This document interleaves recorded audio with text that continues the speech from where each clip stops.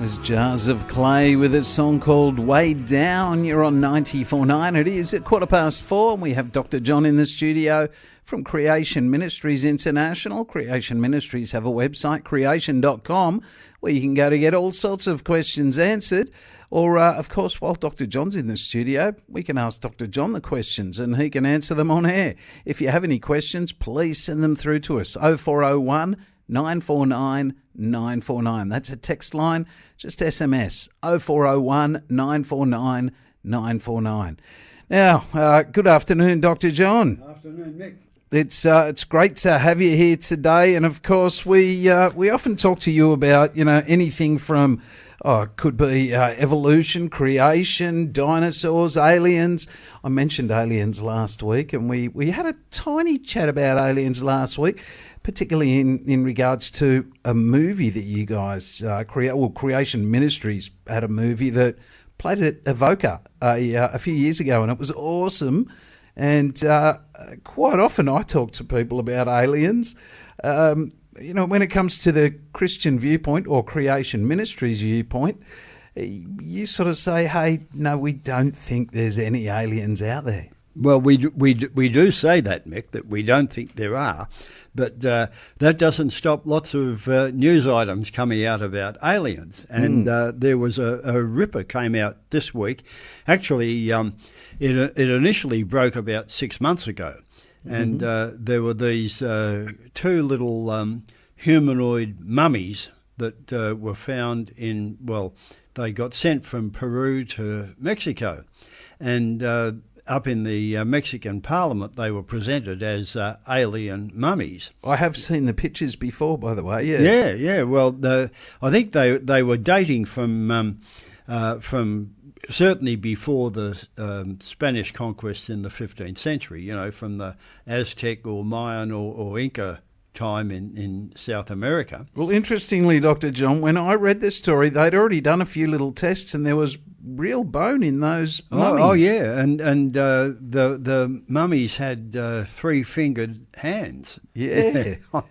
They didn't look anywhere like a human. They looked just like the pictures we see drawn in books. Yeah, well, that's right. And of course, we all know the indigenous South Americans. They were pretty smart people. Their buildings and their mathematics and all the other stuff. I've been to Machu Picchu, and it's fantastic. It really is. And they were pretty advanced.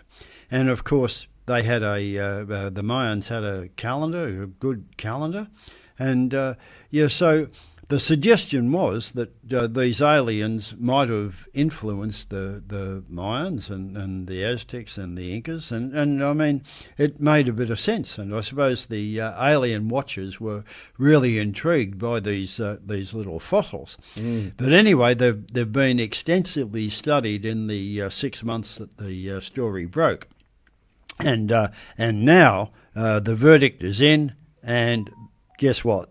They're fakes. Oh no, they're not real. How did they figure that out? They're little dolls made out of paper, glue, and metal, and they've got animal and bird and human bones in them. So they've just like a bit of a mashup. Yeah, that's right. And I mean, it was really quite interesting that a lot of people would have been taken in by them, and it reminds you really of the Piltdown Man fiasco. You remember back in the very early 1900s, there was this skull supposedly discovered and at Piltdown in England, and it turned out to be a fake, but it was regarded as real for 40 years, and it was a combination of an ape skull bones and human skull bones and stained brown to make it look old. But all the anthropologists were taken in by it, and they believed it for 40 years until it was exposed as fake.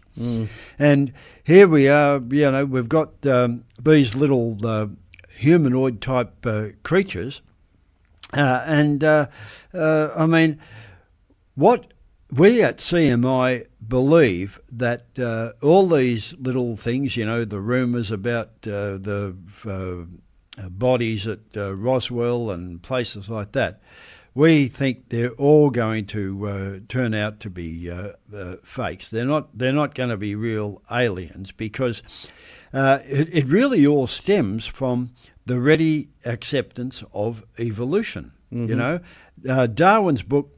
It's only 170 years since Darwin. It's not that long. Mm-hmm. And when he published his book, he wasn't a very pushy sort of a guy.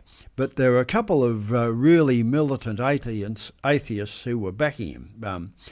Joseph Hooker and one of the Thomas Huxley, I think. Mm-hmm. And really, they pushed Darwin to get this published, and they eventually got it accepted by not just the scientific establishment, but a lot of the religious establishment as well. Mm-hmm. And a lot of Christian leaders were really taken in by Darwin's ideas of evolution.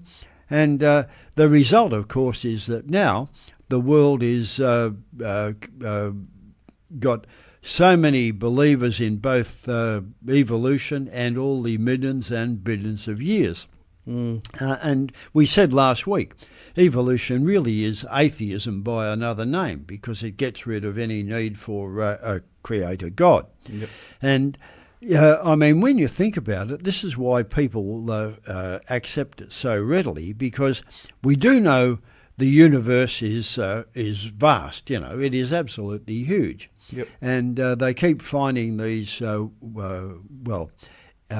evidence for, I won't say finding, evidence for these exoplanets that supposedly are planets not in our solar system, that are revolving around another star. Yep. And we've talked about all the artists' conceptions of what these planets might look like. Mm. And of course the argument goes, if evolution occurred here, then it seems logical in the millions and billions of years that it must have occurred somewhere else in the universe. Why would we be so special? Yep. And of course, there really isn't any evidence. Mm. And the interesting thing, I think, is that we've never heard any communication from these aliens. Mm. Now, we know the physics of the universe. There's electromagnetic radiation and all that sort of stuff, and sound waves and things like we're broadcasting here and so on. And we're broadcasting out there to see if anybody picks it up. Yep. And you would think if there were intelligent beings out there more advanced than us, that they'd at least be chatting to each other, that we might be able to pick up. But no, absolute dead silence. There's nothing coming back. So really, we don't have any evidence that they are real, apart from things like these little mummies that keep cropping up now and again. Well, these little guys look so similar to pictures I've seen from like Roswell and Area 51, and these so-called photos that somehow got snuck out of the base. They got the elongated necks and that chin sort of protruding forward, just like what you see in the picture books. And it made so much sense. And then when you mentioned that the bone has got all these different bits of bone in it, obviously they can do DNA tests now to see all the different bits of bone. But as a doctor, you'd know. If you have a bit of, say it's a chimpanzee bone and then a bit of a cow bone and a bit of a dog bone, it's all been mashed up and put together. Does the DNA, like if I took different bits of my own DNA from different parts of my body, will one part almost overlay the other? Or will there be very different looking bits of DNA? No, they'll be the same in every. The amount of DNA is all there in every nucleated cell of your body. So it'll have sort of the same little ringy things that we see in the picture on the DNA? Yeah, your DNA will be the same in every cell of your body. It won't be different in your bone cells or your skin cells or whatever. It's the same. They can't say these things were beyond us and that's where cows and dogs and all sorts of other things came from. That is the sort of argument that you might come up with. You know, they've evolved from cows, dogs, horses, everything according to that. But the other interesting thing about aliens is, we've sent astronauts to the moon. Mm-hmm. So the story goes. Mm-hmm. And when they go to the moon, which doesn't have an atmosphere, then they have to wear particular suits and whatever so that they can breathe the atmosphere that we have on Earth, the oxygen and the nitrogen. Now, if presumably some of these planets elsewhere have got a respirable atmosphere, how do we know that it's oxygen and nitrogen or whatever? Yeah. And how is it that these supposed aliens can come and happily, apparently, exist in our atmosphere, which is probably going to be different from the planet that they've come from? Yes. But they don't seem to have any headsets. Yes. So, I think it's all very curious, Mick. And, CMI's argument, of course, is that it's all evolution-based. And if you believe in evolution, you might believe in aliens. But really, apart from the Bible telling us that God created us here, it tells us when he did it, only about 6,000 years ago. Well, you don't have time for evolution if you've only got 6,000 years. You don't have time for it if you've got 6 billion, but you certainly don't if you've only got 6,000. Yes. You're on 94.9. It is 26 minutes past 4, and we'll be coming back to Dr. John after this little break. Good afternoon. That was Capital Kings. Love is on our side. You're on 94.9. It's 27 minutes to 5. We have Dr. John in the studio from Creation Ministries International. We've been talking about aliens today.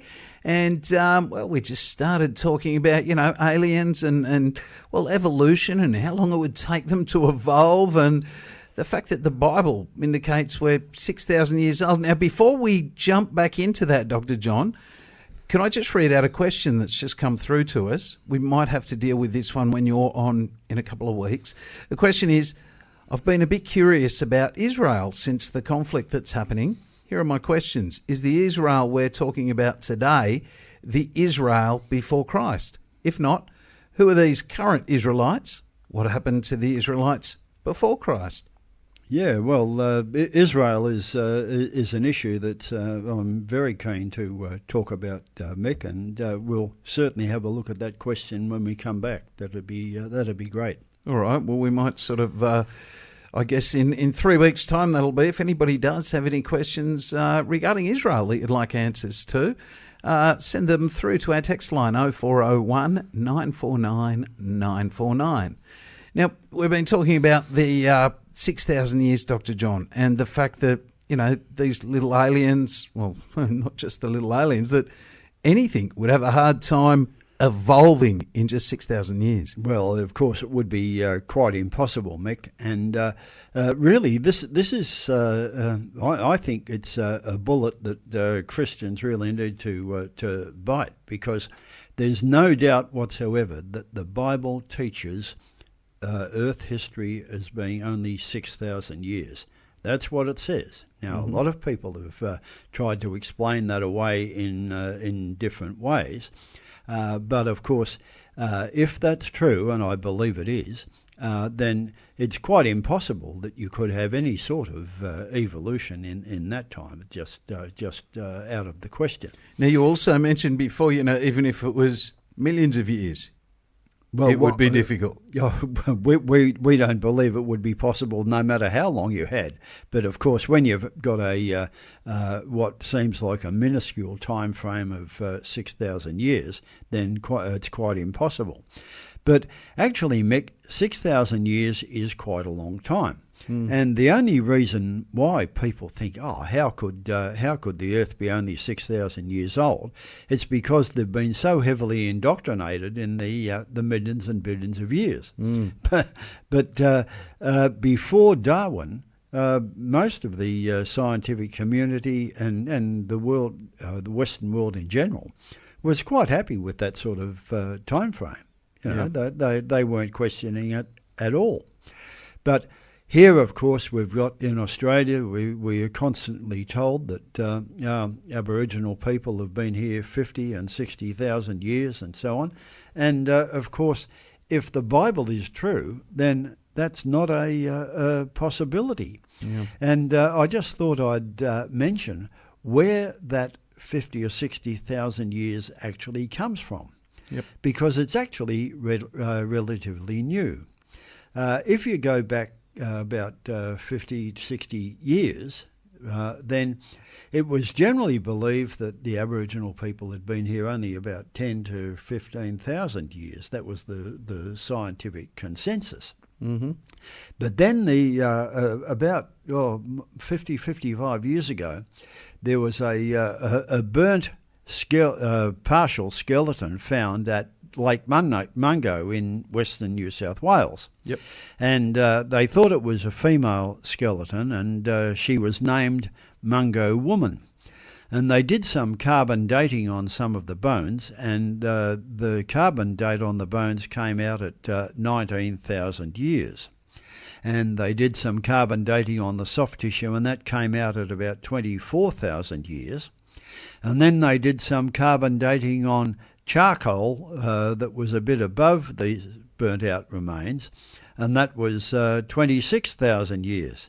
So guess which one they went for? Yeah, the longer one, of course. The longer one, of course, yeah, because you want to always get the longest possible date. And a few years after that, in the same general area and in the same stratigraphic layer, they found another partial skeleton, and this time they called him Mungo Man. Mm-hmm. And this time they didn't do the dating on the remains.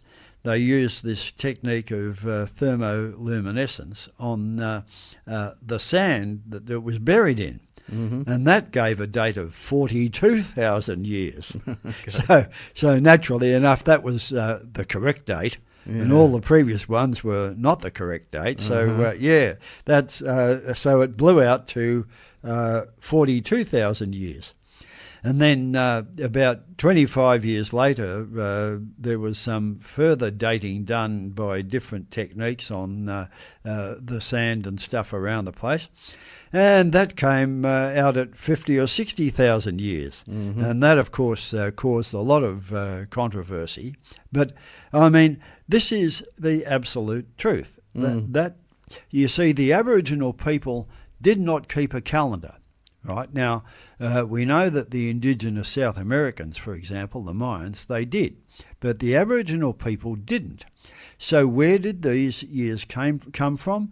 They came from the white man's dating methods. Mm-hmm. Now, and you've had Taz Walker talking on this program many times, and he's coming again next week, by the way. Mm-hmm. And he's explained the difficulties that you have with the dating methods. We basically know now there is no such thing as a clock or rockometer. No, absolutely not. And they're all indirectly derived, and they're all based on assumptions, and a lot of those assumptions can be easily shown to be flawed.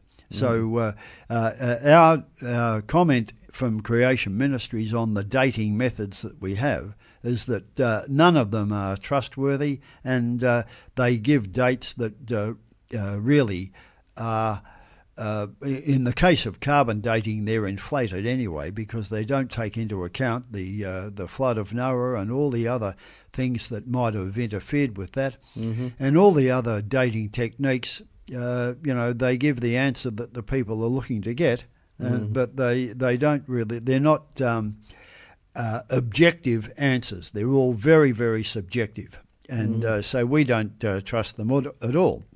But that's really where the 50 or 60,000 years came from. Yeah. It came from the white man's dating methods, and it did not come from Aboriginal tradition. Yeah. Aboriginal tradition, for sure, says that they've been here a long time, and no doubt they have. Yep. But you have to, if you go by what the Bible says, all the peoples on the face of the earth Aboriginal people, European people, everybody is descended from the survivors of the ark. That single family of 8 people who survived the ark.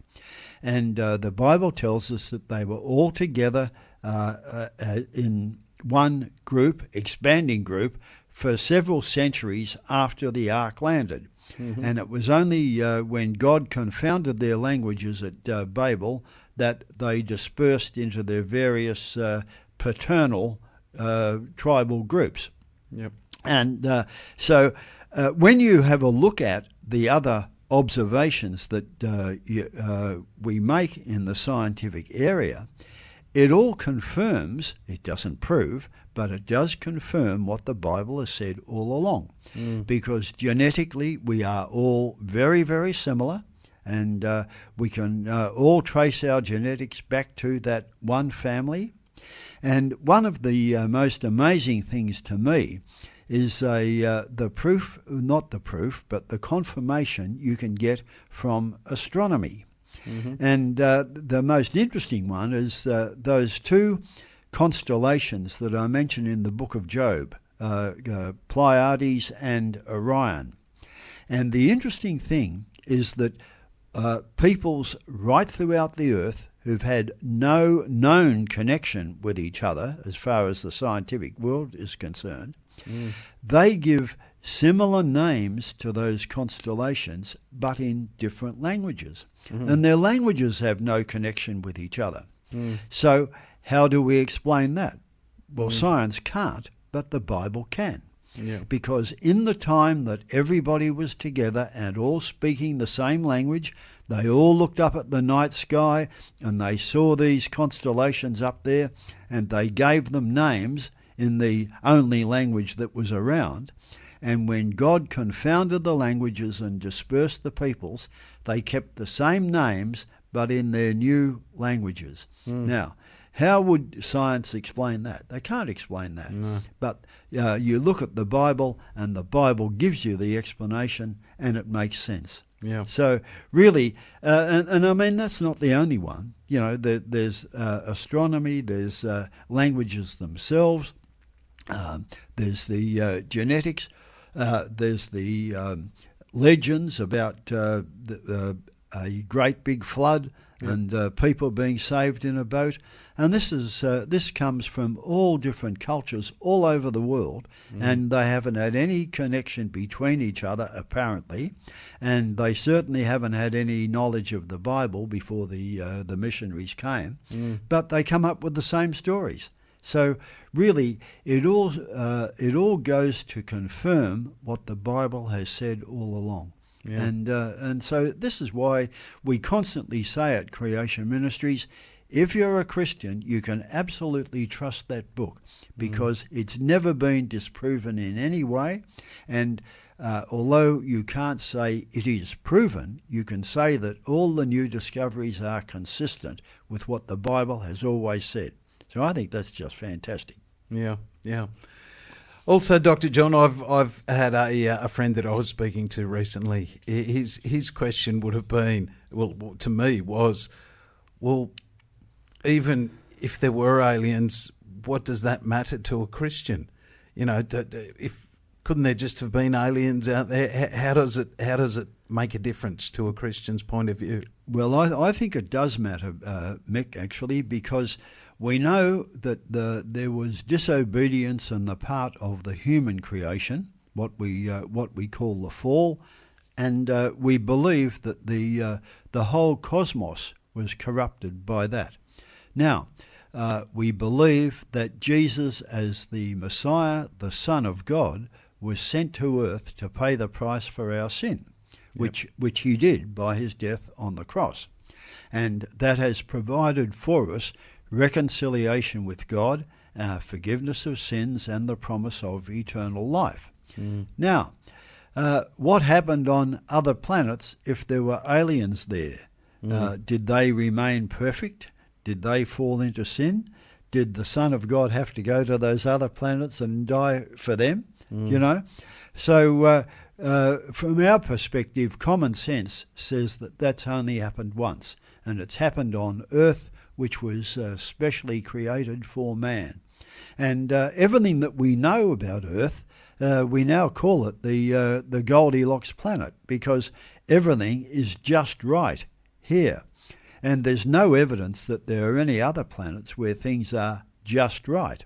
And as we've said, the belief in alien existence on other planets really stems from a belief in evolution anyway. And the Bible is pretty clear that evolution is not true. We were created by the great God of the universe, our wonderful Jehovah, the Creator. And in his image. And in his image, yeah. Were the aliens created in his image? Well, we don't. Well, if there were, and if they were, there'd be other humans on other planets. Yeah, well, yeah. Well, if they're created in the image of God, they would be humanoid. No. Yes. Yeah. But no, we think that what is seen, and there certainly are some visual phenomena that are not explicable, but we believe that they are either man-generated, and I mean, you can do a lot of things with holograms these days, either man-generated or they are demonic manifestations. Yeah. And that really is the position that Creation Ministries takes. We certainly, there are demonic manifestations. A lot of people claim to have been abducted into spacecraft or whatever. Perhaps that is part of the demonic world. I don't know. But we do not believe that there are real aliens. Yeah. Now, just before we go, if you could remind everybody what the name of that movie was if they wanted to look it up. Yes, it's called Alien Intrusion. There's a book by the same name that Creation Ministries has. But, the movie is called Alien Intrusion. And it really does go into a lot of the accounts of these alien, supposedly, manifestations. And people have had real experiences, there's no doubt about that. But are they aliens? We say no, they are probably demons. Yeah. It is a brilliant movie. I can remember seeing it a few years ago, and when I walked out of that theatre, my mind was changed forever. I had new opinions as to what was going on out there, and I thought it was an awesome movie. So, great movie. If you have any other questions, though, look, don't forget to send them through to us. Dr. John can still answer them next time. He'll be back in 3 weeks now. And he'll be talking to us a little bit about Israel, and maybe from his point of view of, being once upon a time back in the Australian Navy, and we can talk about the boats a little bit. Hey, we can certainly do that, Mick, because there's a very great flotilla of ships up there in the Red Sea right at the present time. Yes, absolutely. Well, thank you, Dr. John. Another awesome week. Yeah. All right, Mick. Well, I'll see you in 3 weeks. And for all our listeners, don't forget to tune in next week, because Taz Walker will be on for the next two. He's a geologist, and he's very, very good listening.